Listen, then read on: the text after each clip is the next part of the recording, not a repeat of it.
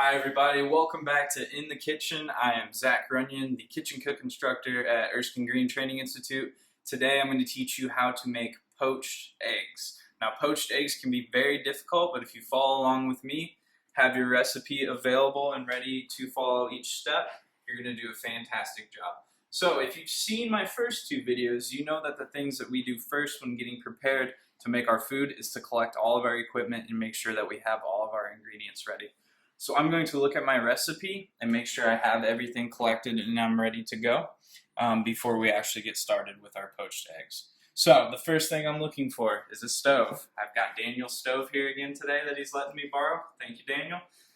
We need 2 small bowls. Okay, now these are more of like a medium size. If you have anything this size or smaller, that'll work perfectly. You just want it to be big enough to be able to fit down into your big pan.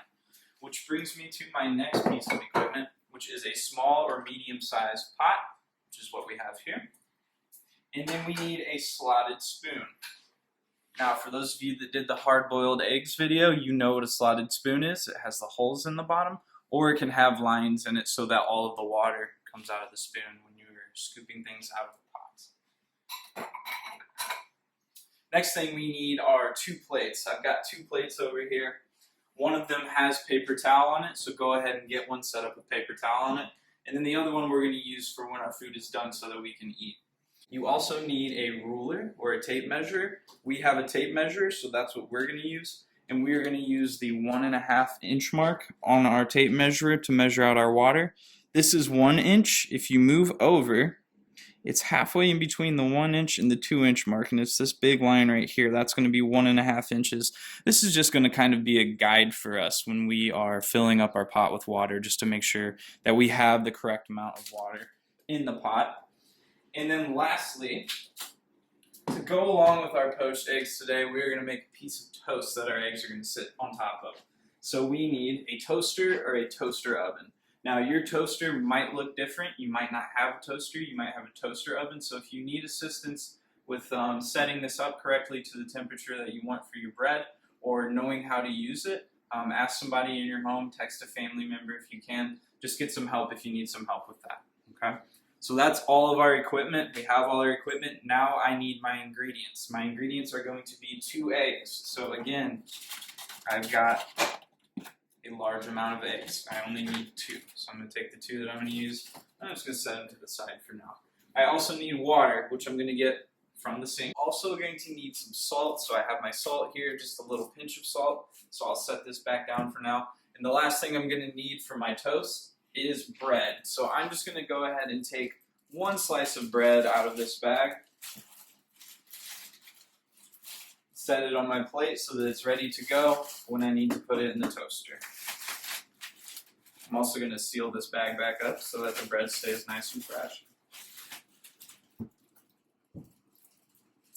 Okay, so now that we have all of our ingredients and all of our kitchen equipment ready to go, it's time to start following the directions on the recipe. Okay, so my first step says to crack 2 eggs into separate bowls. So I have my 2 bowls here. I have my 2 eggs set to the side that I set to the side earlier. Important thing to remember is you don't want to be too soft, but you don't want to be too hard with these eggs. On my scrambled eggs video, I showed you guys how to crack these. I'm going to do it the exact same way again. So I'm just going to crack a little slit in the side like this, sticking my thumbs into the egg,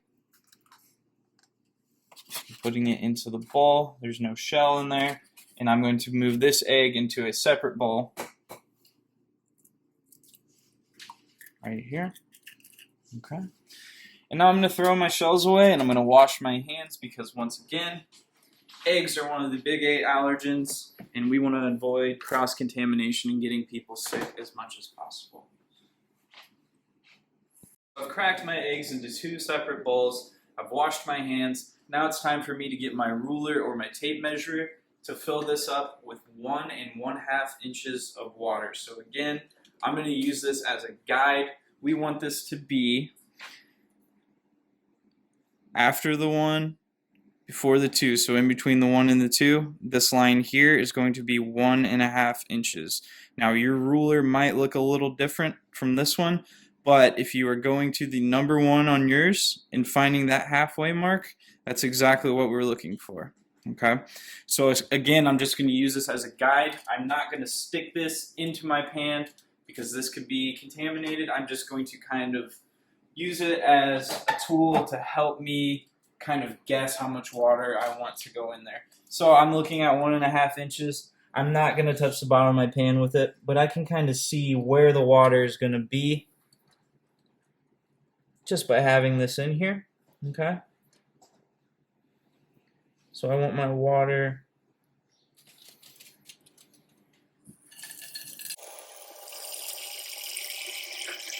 having the water at 1.5 inches is going to completely cover our eggs just like we did when we had the hard boiled.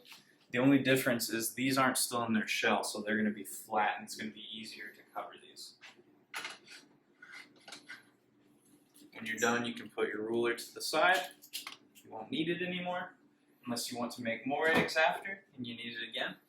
But my next step is to turn the stove on to a medium-low heat so that we can get the water to start simmering. So again, on this stove, I'm going to set this in between the 3 and the 4 for a medium-low temperature. Your stove might be different from this one. So again, if you need help or you're not sure if that's at the right temperature, ask somebody in your family, ask a brother, ask a sister, ask somebody that lives with you that knows how to use the stove to find that medium-low heat. So I'm going to let this kind of start simmering a little bit. And remember, a simmer is just the small little bubbles, not the big bubbles. The big bubbles are the boil. We want the small little bubbles for the simmer, and that's how our eggs are going to cook the entire time. They're just going to cook at a simmer. While I'm waiting for this to simmer, I'm going to add a little splash of salt. That's it. That's all I'm putting in there. And then I won't need my salt anymore, so I can set that to the side. Now this might take a few minutes for the water to start simmering, so we're going to come back and check on it here in a second. You guys can see that little bubbles are starting to pop up to the surface of the water here. That means that the water is simmering and our eggs are ready to go into the water. Now before I put my eggs into the water, I'm going to go ahead and set a timer on my microwave. So I'm going to hit kitchen timer, 4 minutes and 30 seconds. Now, your microwave might look different. You might have a timer on your phone that you want to use. You might have a stopwatch that you want to use. That's fine. As long as you're doing it for 4 minutes and 30 seconds, that's perfect. So what I'm going to do now is I'm going to add my eggs into the simmering water. We want to be very, very gentle when we're placing these eggs into the water. The reason we have them in a bowl is so that we can dip the bowl down into the water while we're putting the eggs in, and just let the egg come right out of the water. It's going to instantly start turning white. You're going to see that there's going to be a little shell, a little see-through shell around the actual yolk of the egg. And I'm going to get this other egg added into the water as well.